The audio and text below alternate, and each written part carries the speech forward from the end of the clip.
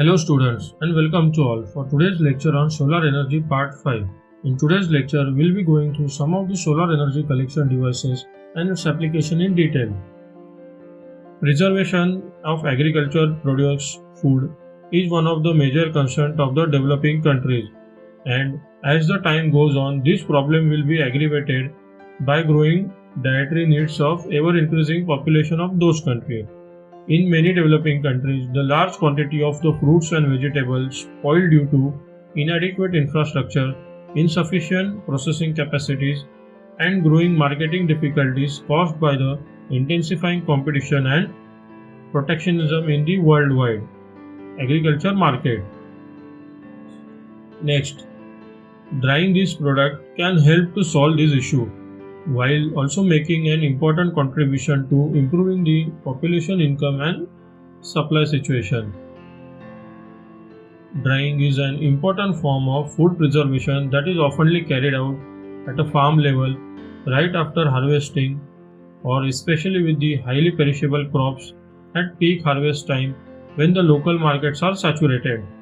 Drying vegetable, fruit, and meat with the thermal energy enables the longer storage time and the easier transportation. Next, agricultural products can be dried in open air or unimproved directly under the sun with the biomass or in solar dryer. Open air unimproved drying takes place when the food is exposed to the sun and wind by placing directly it in trays, on racks, or on the ground. The advantage of drying product directly under the open air is almost no cost for fuel and appliances have to be sent to farmer. However, the dried products are often of lower quality due to the varying temperature level and contamination of the food product with the dust and other things. Next, a solar dryer requires a certain investment for the setup but no expenditure of the fuel side. The basic function of the solar air dryer is to heat the air to a constant temperature with the solar energy, which facilitates the extraction of the humidity from the crops inside a drying chamber. The ventilation is enabled at the constant rate through defined air inlet and outlet, the small solar ventilators or temperature difference. There are two types of solar dryer, the direct solar dryer and indirect solar dryer. First, we will see the direct solar dryer. The direct solar dryer exposes the substance to be dehydrated directly to the sunlight. Historically, the food and clothing was dried in the sun by using lines or laying directly under the sunlight or on the rooftop. In many countries, still cheese and meat are traditionally dried on the rooftop of as a solar dryer. In this system, the solar drying is assisted by the movement of air or wind that removes the most of the saturated air away from the items being dried. Most recently, the complex drying racks and solar tents are constructed as a solar dryer. One modern type of solar air dryer has a black absorbing surface which collects the sunlight and convert it into heat. The substance to be dried is placed directly on the surface. These dryers may have enclosure, glass cover, and or vent to it in order to increase the efficiency. Next, we are going to see the indirect type of dryer. In indirect solar dryer, the black surface heats the incoming air rather than directly heating the substance to be dried. This heated air is then passed over the substance to be dried and exit upward often through a chimney, making the moisture released from the substance with it.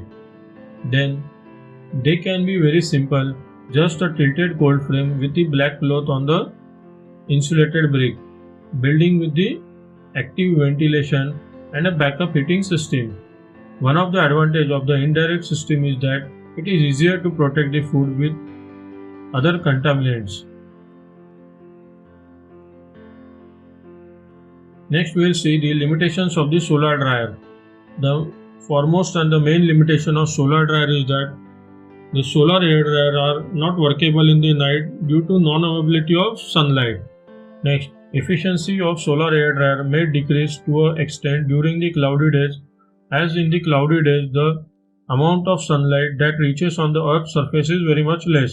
Next, overheating may occur if regular attention is not paid to the operation of solar dryer. Next, due to the overheating, it may decrease the quality of food. Next, we cannot get the accurate guarantee of the sun rays and the heat available throughout the day. Next is the solar pond. A solar pond is a pool of salt water which collects and stores the solar thermal energy.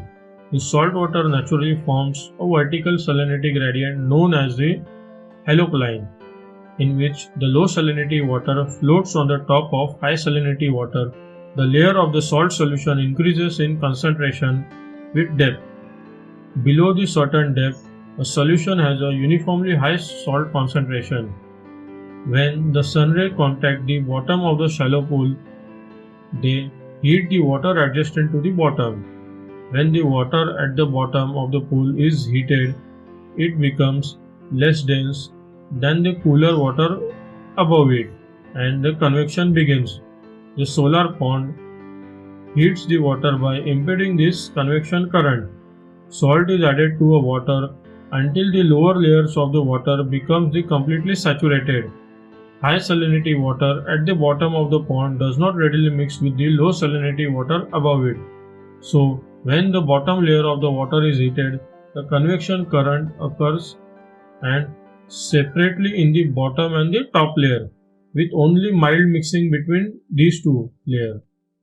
This greatly reduces the losses and allows the high salinity water to go up to 90 degrees C while maintaining the 30 degrees C of low salinity water. This hot salty water can be pumped away for the use in electricity generation plant through turbine or as a source of thermal energy. Solar steel is a green energy product that uses the natural energy of the sun to purify the water. The solar steel process uses the sun instead of the sources such as fossil fuel to gain the energy needed for purification. Solar steels are then able to supply pure water to the drinking and cooking purpose, or even in the areas where there is a scarcity of water or no water is available. Solar steels are used across the world to provide clean drinking water for the masses. Some solar steels are used in the home to help and reduce the energy cost and the pollution, while others are used in the poverty kitchen areas around the world where there are no other sources of clean drinking water. Next we will see the equipment part. A solar steel is made up of two water troughs and a piece of glass running across the top of the water container. The dirty water is placed in one of the troughs while the other remains empty. The glass is placed across the top at an angle and the angling directly downward to the empty trough. The bottom of the trough containing the dirty water is usually painted black to help and absorb the energy from the sun. Next part is the evaporation. A solar steel works on two scientific principles, that is evaporation and the condensation. First we will cover the evaporation part. First, the water that needs to be purified is placed in the trough with the black bottom. The solar steel is then allowed to sit in the sun, which allows the steel to absorb the sun energy of the short wavelength. As the energy is absorbed, it starts to heat the water. As the temperature of the water rises, the liquid H2O is converted into a steam and expands toward the glass ceiling, leaving the anything that is not pure H2O in the trough below. Next is the condensation phenomena. The second scientific principle on which a solar steel acts is the condensation. After the water begins to evaporate, it hits the glass ceiling. The water slowly condenses on the glass, causing the pure water droplet. Since the glass is angled in the downward direction, the second trough, the water droplets roll down into a clean water trough. Because none of the minerals, bacteria, and other substances are able to evaporate with the pure H2O, the water droplet then ends up in this second trough are simply purified and are now safe for the drinking and consumption purpose. If any doubt is persisting about this lecture, drop a comment in the comment box. Wish you happy learning. If you have not subscribed yet, subscribe to the channel and hit the bell icon to receive the notification. Thank you.